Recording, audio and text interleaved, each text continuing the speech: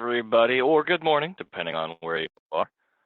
My name is Sean McClellan, and it is my pleasure to introduce you to our next speaker, Sarah. Sarah has been with DonorPerfect for 5 years and has been working in training overall for more than 10 years. She trains our clients in both English and French, and she really loves watching her clients put everything together during their sessions and then turn that knowledge into fundraising and mission success. In her spare time, she can be found enjoying her passion for reading and hiking. And I can say from personal experience that she is an expert in so many things. She's my go-to colleague for all things Canada and smart analytics. Before I turn things over to her, just a few housekeeping items. This session will be recorded and shared out after the conference. Handouts can be found at the bottom of this session by going into details next to live chat. And if you would like additional information about this session, please take the poll on the side and answer yes. I will be publishing that in just a moment. And we will have a Q&A at the end. So if you have questions during that time, please put that in the Q&A area, as we may not be able to monitor the live chat the entire time. Sarah, take it away. Thank you so much, Sean. So I don't know if any of you have watched the session yesterday by Mark Blomberg on receipting. If you did, I hope that it answered some of your questions. So my session is a bit of a follow-up to that one.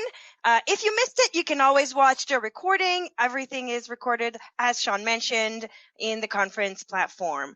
What we're going to talk about in this session is how sending those charitable tax receipts also provides you with an opportunity to engage, reconnect, and reinforce your relationship with your supporters.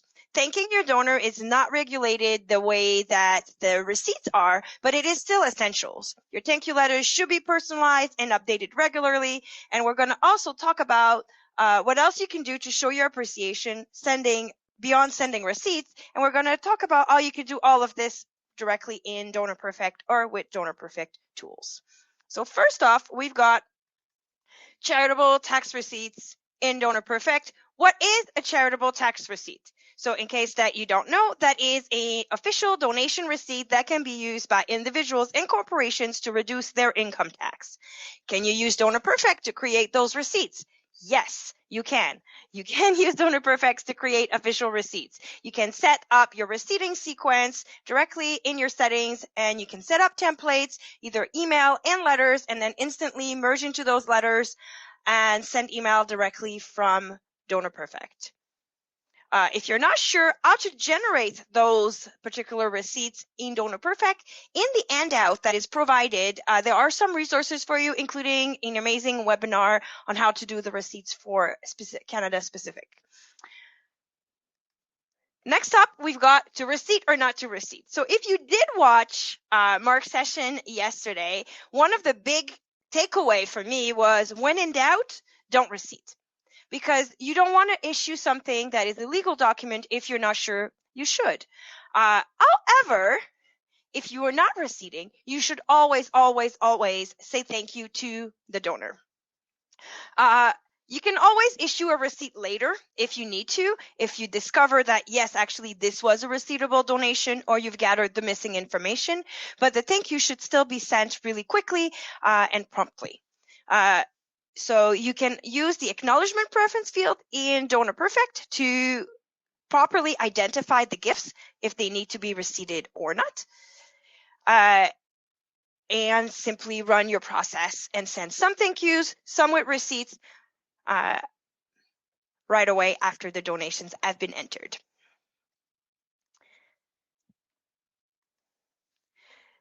Copies to the rescue. What does that mean? Well, the CRA has requirements for charities to keep copies of tax receipts for a minimum of 2 years from the end of the calendar year in which the donations were made. Most other records are required to be kept for 7 years. It is advisable to keep copies of official donation receipts for longer than 2 years in case they are ever needed by the donor or the CRA directly. Also, official donation receipts that are produced electronically must have a printed copy or be kept in an unalterable format. That was one of the things that was also mentioned yesterday. For email receipts, adding a BCC, so sending yourself a copy of the emails directly to your inbox, would be one of the ways that you can keep a copy of it. But there's also a way in DonorPerfect that you can run a report that would create copies of all your tax receipts. I'm going to show you how to use export to file and insert merge directly into copies on, for example, a monthly basis. So let me demo that right now in DonorPerfect. So we have a report that's called export to file. So I'm going to go to the report center where all reports are kept. And export to file is basically a report that lets you send anything to an Excel spreadsheet or instant merge directly in a Word document. So you can either use the search for report to look for export to file, or you can go to the listings folder, and here it is. Over here, I have different options to pick. So what am I looking for? Well, I'm looking for copies of my receipts. So I'm going to be able to do that by looking at gift pledge transactions. So I need to see the specific gifts and not simply the main information of the donor. So the receipt information being related to specific gifts. Over here, I'm going to put in the dates. So let's say I would like to do this for the month of May. That just ended, so I can use the little calendar to pick my dates. So I'm going to go May 1st to May 31st over here. And then I'm going to apply a selection filter. So I only want to see those gifts that have been receipted. So I'm going to click apply. I'm going to build a filter, but you can definitely, I have it saved here. However, I will show you how to build it. I encourage you to then save it and reuse the same filter. So the information I'm looking for is basically any gift that has a receipt number. So I'm going to go to gift. I'm going to show all fields. I'm going to look for the receipt number field. So they're all listed here, alphabetical, receipt number. And I'm going to specify that I want to find all of the gifts that have a receipt number, not empty. So any gifts that have a receipt number. And then here, I'm going to hit continue. So here, I'm going to save this. This is how you save a filter. You simply name it. Whoops. And you can choose a folder to put it in. And then you can share with your colleagues if you want them to be able to also do this work. And I'm going to hit done. Once I've done this, the next question it's asking me is, do I want to include no mail names? So records that are marked do not send mail can still receive receipts and would still need to be included in this particular operations. So I'm going to include them in this case. Finally, I'm going to not choose any other information. I'm going to go all the way here and click Instant Merge. So export to file will send this information in a spreadsheet. And potentially, that is what you prefer to do for other reasons. You would like a copy of a list of all receipts issued. That's a great document to also keep protected. However, we're going to, in this case, do Instant Merge and merge directly into a template. So I'm going to hit Instant Merge. I'm going to see a list of all of my mail merge templates that are gift related. And I have one that I've personally named receipt copies. And that's the one that I would use every month to do this work. I can make this directly into a PDF. It's easier. And then I can make changes to it. And then I'm going to hit merge.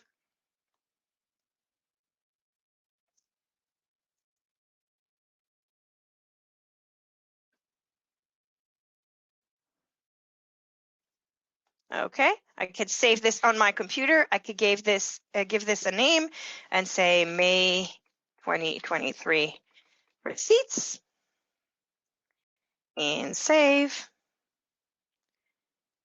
And then I would have a document that would be opened directly here. You should be able to see it. That would show you all of my receipts that were done in the month of May. And that's the document that you could then print to have a printed copy or simply save somewhere. Password protected, ideally. Okay, so once I've got my copies of receipts figured out, let's move back on to the next thing I wanted to talk about in this presentation, which was personalizing the thank you. So this is a quote that I personally love. According to the Burke donor survey, 45% of donors said it was an outstanding thank you that inspired them to give again. And I actually 100% believe that this is true. A meaningful thank you letter can be the difference between a one-time donor and someone who gives regularly, volunteers, and spreads the word for your organization. So I'm going to share with you a story of something that I personally experienced that has impacted me and changed the way I gave to a specific organization. So I was in person with this organization, and I made a donation for the first time with them. And about a week later, I received a letter in the mail. And the letter spoke to me and said, "Thank you so much, Sarah, for your donation, your first-time donation that was mentioned that you gave in person at our office when you were visiting with us." And then it went on in a paragraph and explained to me how the donation I had made was able to make a difference in Jennifer's life by giving her access to a specific service that she was seeking. I felt like it was so personal. I was almost helping Jennifer directly myself. I sent a follow-up donation because I was very touched, and I was very, in general, by the organization, but mostly by the letter that I received. When I made my follow-up donation, another week later, I received a letter in the mail again. And in that letter, I apparently was now helping Dylan access some services. And in the letter, they took the time to mention how they really appreciated how I sent a second check in and how I donated again. So I was no longer a first-time donor, and now I was helping a different person. So they had a complete different little story of what service Dylan accessed. I am still giving to this organization today, and every time I receive a letter, there is a different name and a different story in the letter, and it's making me feel I'm actually making a difference in so many people's lives that I am very touched by it, and I'm a loyal donor now because of it. And this is a true story, so I definitely encourage you to add those kinds of stories in your thank you letters. So what does the industry say? Like, what should we really put in a thank you letter? So let's talk about that a little bit on the next slide. So here we've got a name. Hi, Mike. Right? So first of all, use the donor's name. Use the donor's name in the subject line. Use the donor's name in the actual text of the letter. And definitely make sure you're using the correct name, the way they prefer to be addressed as well. So data is very important. Secondly, you want this to be appeal specific potentially. In this example, there was a Save Chewy fundraiser, so we're mentioning it, so it's not just a generic letter. I went on your website and donated. I was donating for something specific, and that is explained in the letter. Include quotes, stories, visuals, photos, links, videos, especially in email. Obviously, a video is harder to include in the letter, while still keeping it short and sweet. So we can see here, there's a photo. I can feel like, oh, look, Joey is in here. I'm so happy I'm helping him. And there's a little story that talks about him. So that's kind of show the impact in just a few words, like emphasize that impact of exactly what you're doing. Other things that you can do that you may not be able to see on this is that you want to reference their history or add personal touches. So for example, in my story from before, like how I gave, how often I'm giving, if this is a monthly donor who's making an additional donation, like those kinds of things can definitely be included. Make sure to send it from a person. So nobody wants to receive generic letters that just says nothing at the bottom. And ideally give them an option to contact you for more details, either by giving them a note saying like, sign up for our newsletter, click here to learn more, send me an email, or call me if you have questions, and change them often. So that again goes with my story. If you change your thank you letter text and who you're focusing, especially if you have a standard one, on a, for example, monthly basis, then most likely your donors are going to receive different stories as they're giving throughout the year. You can also talk about different types of donors. Is this like a first-time donor? Is this a monthly donor? Is this a major donor? In your letters, that can also be a way to differentiate who you're sending it to. I'm going to show you in DonorPerfect how you can edit email templates and also personalize on the fly if you wanted to add a quick note in your email. So let me show you that now. So first of all, if we go here to mailings and then email templates, we're going to see the list of templates I currently have in this particular system. So if I'm including a tax receipt, you can see they all have the PDF sign. These are all my templates that include tax receipts. So those are for donors that are getting a tax receipt at the same time. I also have some letters that don't have receipts. For example, Canada Helps thank you letter with no receipt. Or I also have a monthly donor email. So I'm sending an automatic email to my monthly donors speaking about what we've done the past month, and I update it every month. However, I'm not sending them their tax receipt because I'm going to send them a receipt at the end of the year for all of their monthly donations in one receipt. So this one does not have a PDF attached.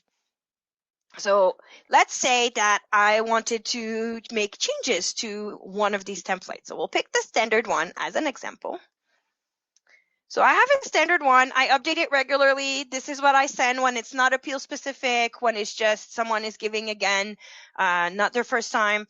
And I just make sure to showcase something different. So here we've got a beautiful picture that I can change. So I could simply use this option here to insert a different image. I can obviously change the text. I'm letting them sign up for our newsletter over here. This is signed by somebody specific, and it's going to come from John specifically here. So he's going to be able to respond if they do send him an email.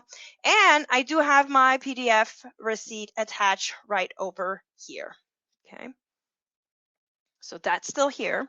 Now let's say I would like to personalize this by inserting merge fields on anything. So it could be you want to specify what general ledger they're giving to, because that's a fund that is a question you're always asking them. Where do you want your donation to go?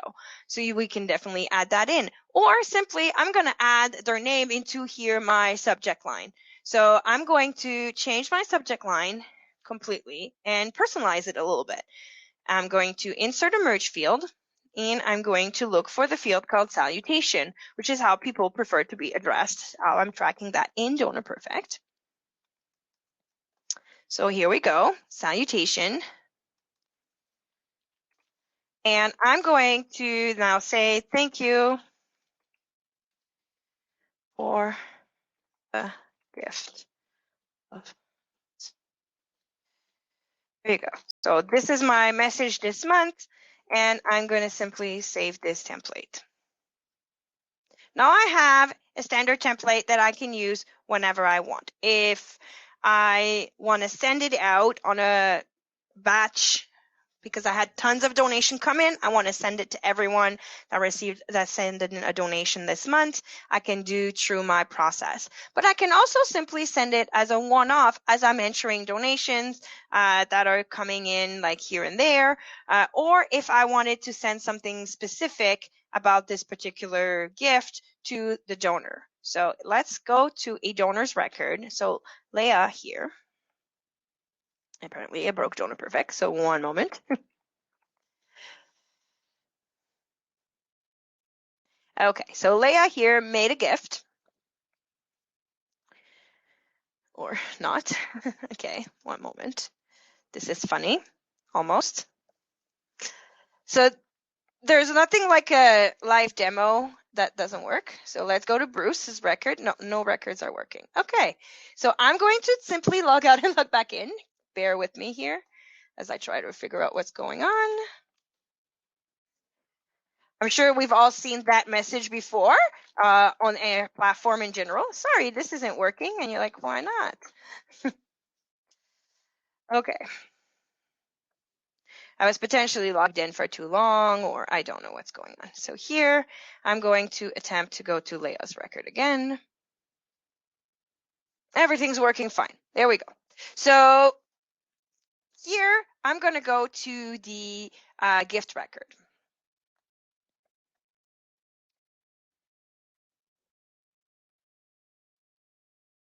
Okay, and we can see how she's made a donation recently to June 6th, so yesterday, and donated $400 to the Save Chewy fundraiser. So this is great. And now I want to send her the thank you email. So I can go here and send an email.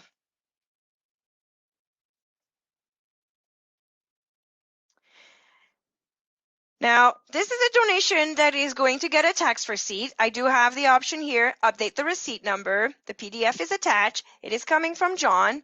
And here is my message. I can see how it is putting in her name. This is everything that's already in here. But maybe I wanted to add something to this letter because now she's participating in the Save Chewy fundraiser. And maybe I don't have a Save Chewy letter because I didn't create one yet, but I want to make sure that this is mentioned in here. So I could swap out the picture and I could say, well, this is not Chewy, so I'm going to take this out. I can change my picture right here. I can see what other photos I have already if I had any, or I can simply click here and go ahead and grab the Chewy photo here, which is a different Chewy than before, but it's okay. And I can make a little quick change. So I could say your gift will go directly to help Chewy make a speedy recovery. And I can keep adding, obviously, and then simply send the email over here at the bottom of the page.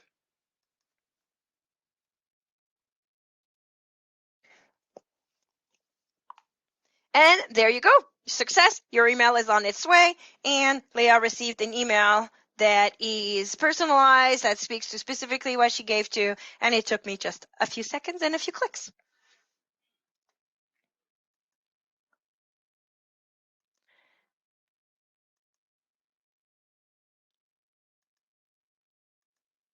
So what else can we do? So this is great. We spoke about personalizing thank you. We spoke about tax receipting a tiny bit. How you can quickly personalize on the fly or create templates based on what you need. But what can you do beyond sending tax receipt?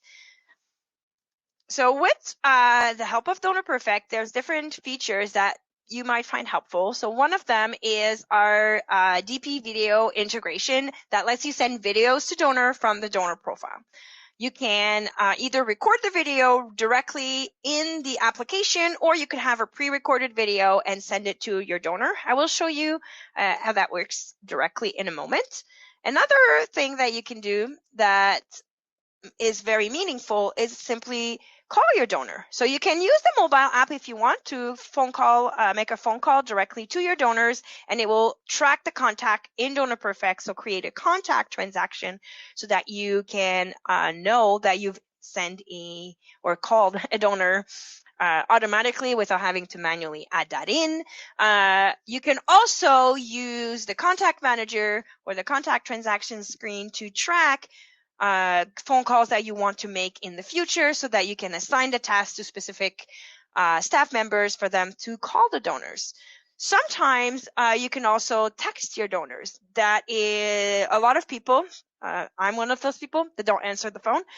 So you can definitely text them to say thank you as well as an addition to their tax receipt.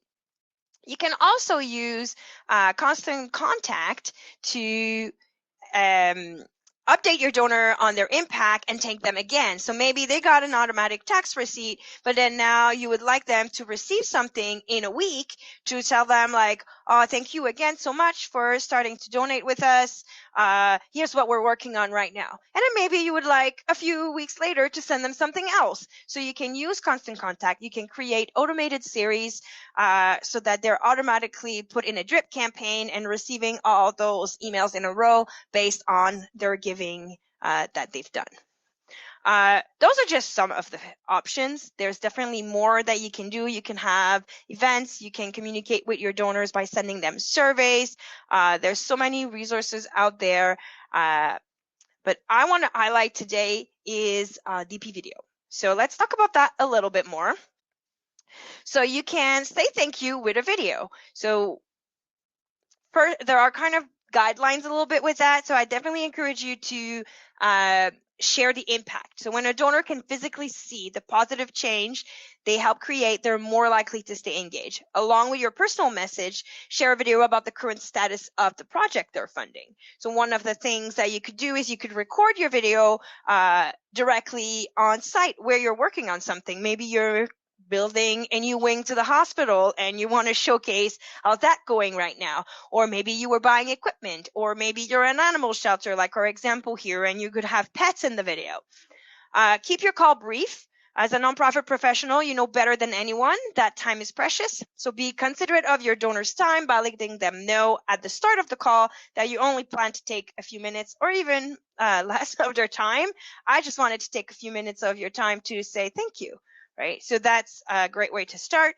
And a few things you can mention in the video, or a few other things you can mention is what their commitment to your mission means to you, how many years they've been donating. So again, personalizing it, the number of hours they've volunteered, if they are a volunteer, if they attended an event, maybe you could mention the event, or other projects that, let's say someone's been donating with you for 5 years and they've donated towards other projects in the past. You could mention those as well. Say, last year you helped us with this year we're working on this. So this is always a great way. So let me show you how it works. So in DonorPerfect, I'm going to go to the main tab. So this is not tied specifically to the gift. It is really on the main screen that you'll be able to send it. And you have this option here, send video. So it's going to who it's coming from and the recipient's email, the email of who it's coming from. And here I can put in a subject. So I could go ahead and I'm sending this specifically to Leah. So I'm going to go ahead and repeat that. And then here I can simply add a little note that's going to go just above the video. And I could say, Leah, you have made a difference. If I could spell in front of an audience, it would be better, right? Okay, you have made a difference in the lives of our animals. Here is a video for you.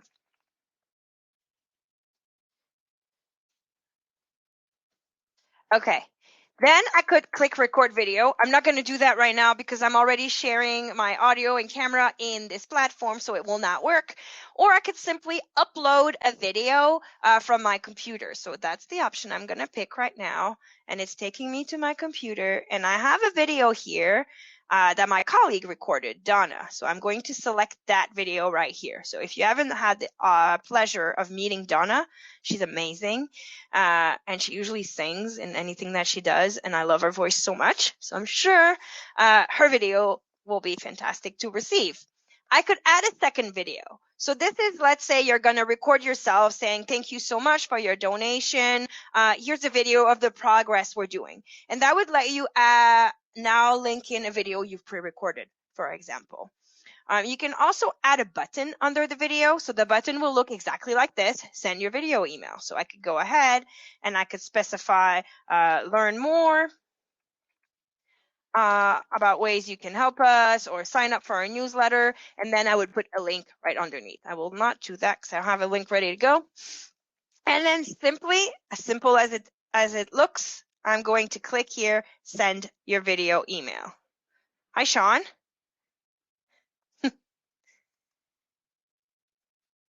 And that's it. Great work. Your video email is on its way. You may not close this tab. And what this did, it sent an email with the video in it directly to Leah. And in her record, it should have created a contact transaction. It didn't, but it's delayed a little bit because of all I'm sharing right now, but it will create a contact transaction so that I know a video was sent as well directly to this donor. So I think that's an amazing feature. And even if you don't send a ton of video, to choosing who you're sending it to, kind of making a plan, right? Who gets a call, who gets a video, who gets a letter, who gets an email, and deciding what you're going to send to your donors is great. Okay, so I'm almost done and ready to take your questions, but here are some key takeaways in case you missed parts of this. But what I want you to remember are 4 specific things. 1, you can issue from receipts from DonorPerfect to eligible donors. Remember the word eligible. Thank all your donors. So even if they're not eligible for a receipt, thank them. Personalize and change your thank you letters often. And think of ways you can say thank you beyond the tax receipt. Do we have questions, Sean? Yep. Can you hear me? Yes. All right. Excellent.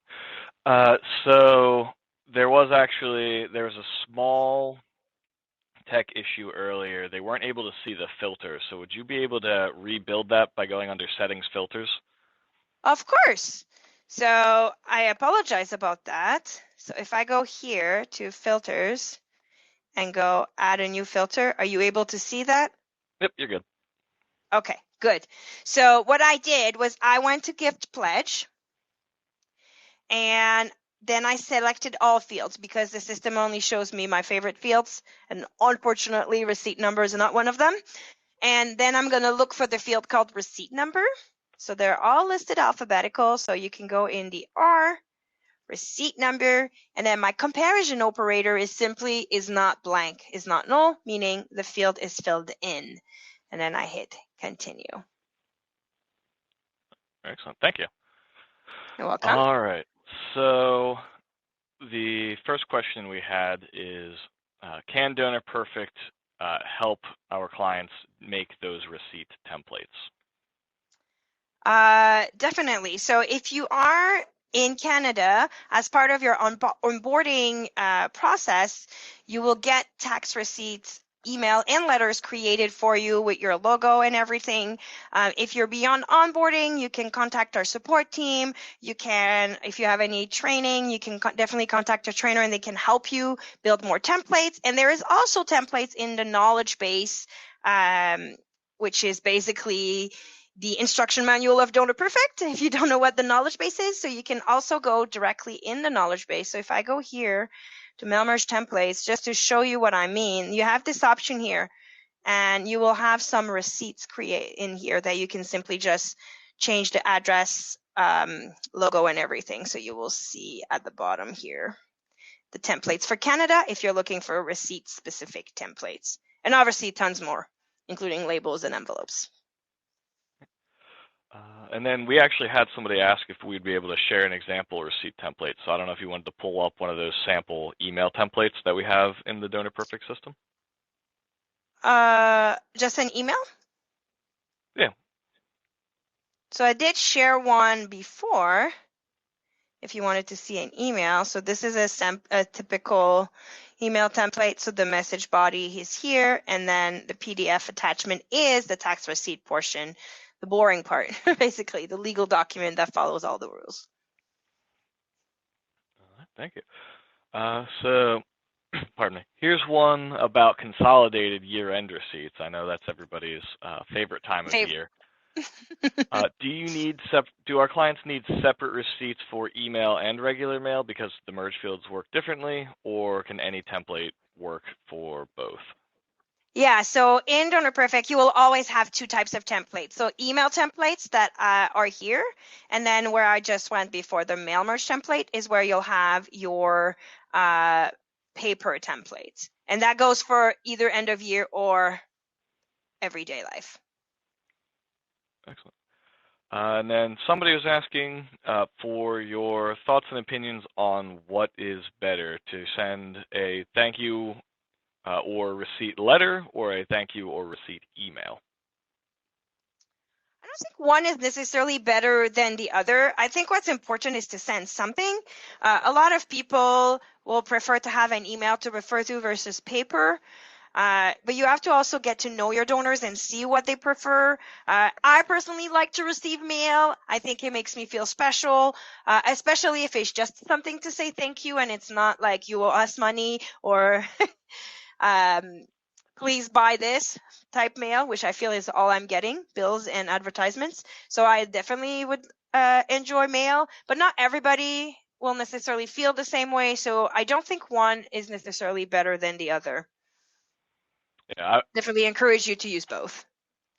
yeah, I would definitely agree with you as to like getting mail seems more special. Any physical mail that I get, like you said, a bill or a solicitation or an ad or whatever useless piece of junk I bought on Amazon, 3 days before.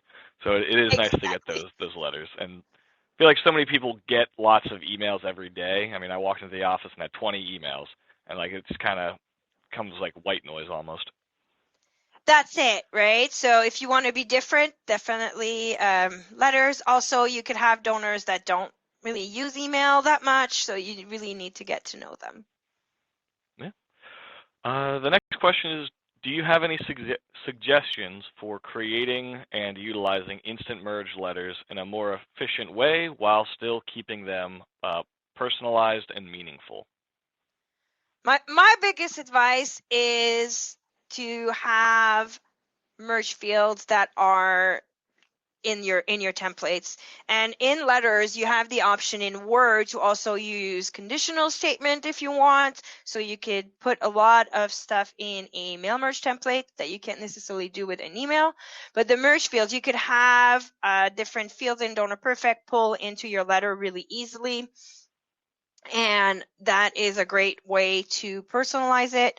I definitely encourage you to have a couple of different letters that you are going to use for different reasons. So I would still want to have a completely different letter if I'm having a huge campaign and I want to talk about what we're doing with this campaign versus someone who just randomly gave us a check that we didn't expect or went on a website and made a donation.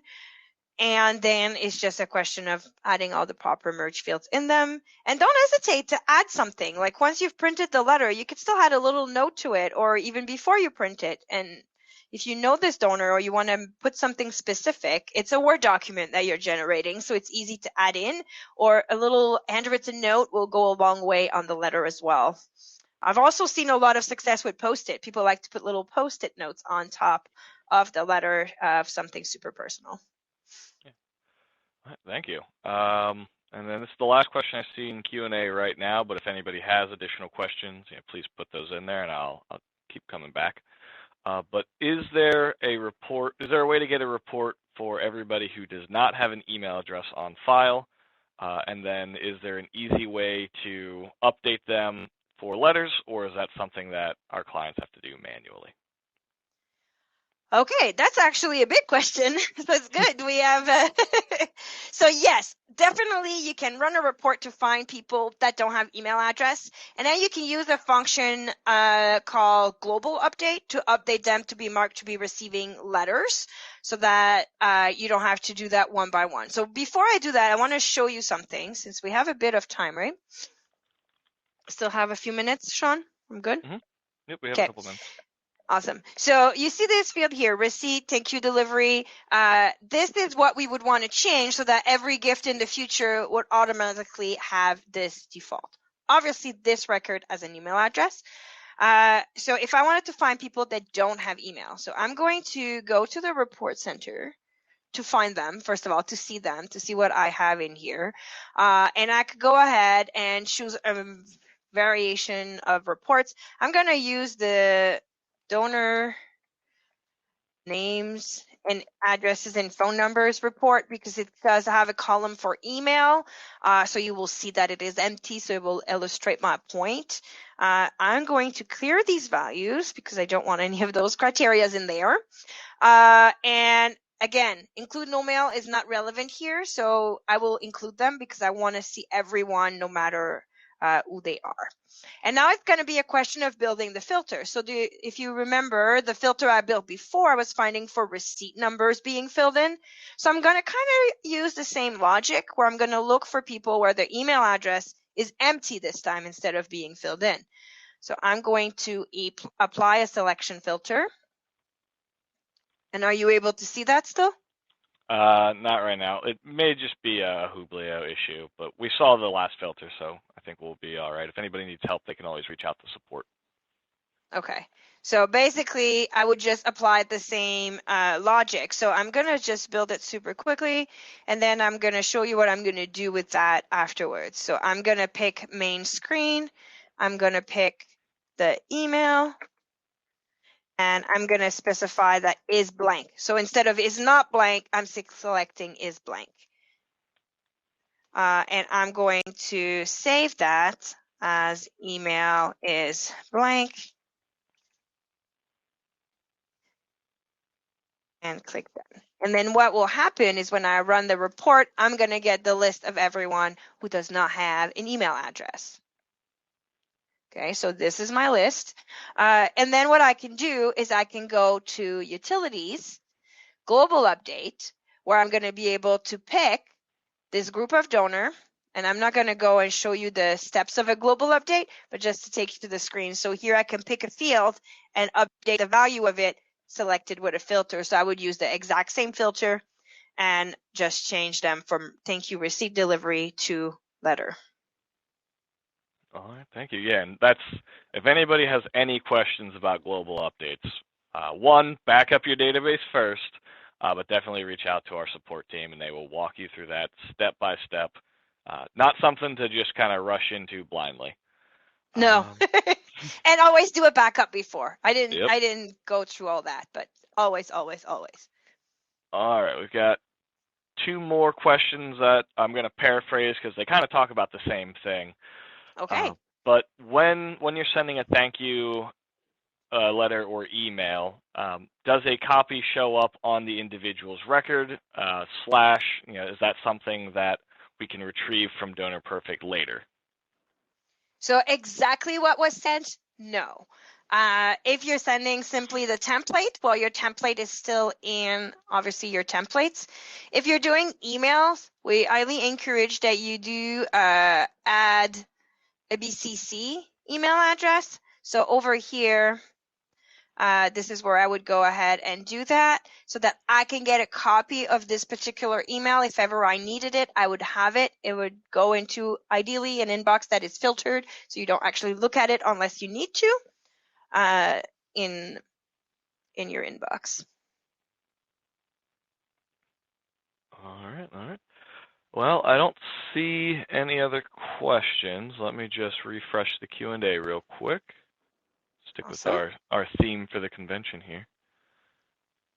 Yeah, it looks like we've tackled them all. If we did miss a question, we apologize. You can always reach out to the support team, or if you have training time, reach out to your trainer, and they can have a one-on-one conversation, look at your database with you, and try to help you achieve a personalized result. And I just want to say thank you. I hope you look at the resource. There's a lot of links in there that are super helpful, and it was wonderful to hang out with you today.